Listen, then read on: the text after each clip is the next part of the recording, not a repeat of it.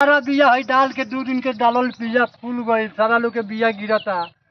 आई साला रात दिन चहेटुआ बैंक में दौड़ता, रात दिन ब्लॉक में दौड़ता, कौन कौन कागज पत्र सरिया होता हमरा पते नहीं के लागत।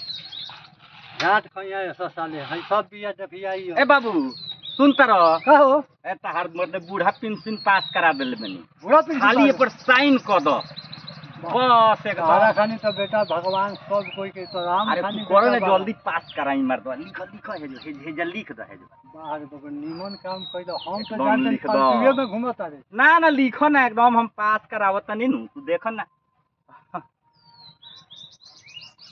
ए मर्द दो ना है इतना देरी लागेला हो गइल नु हो गइल नु? लिख दलो हां लिख तब दे। ठीक हो तब चला हो ना आयो काम करो तू अब घर में से निकल हमरा ई जान तेरा का लिखौनी हो हाँ। सारा जमीन में लिखा लेने चल निकल घर में से भाग जा भाग। ए साले दुनिया हम ना लिखोला हम साले बुझाता दिया कि कौना चाट में घुमाता सब देखला हो उगल बा उगल नहीं खे। आज तू बेईमानी सोचता रे, तू हमर जिंदगी के पार हट बाहर कर तू बुझाता साले दुनिया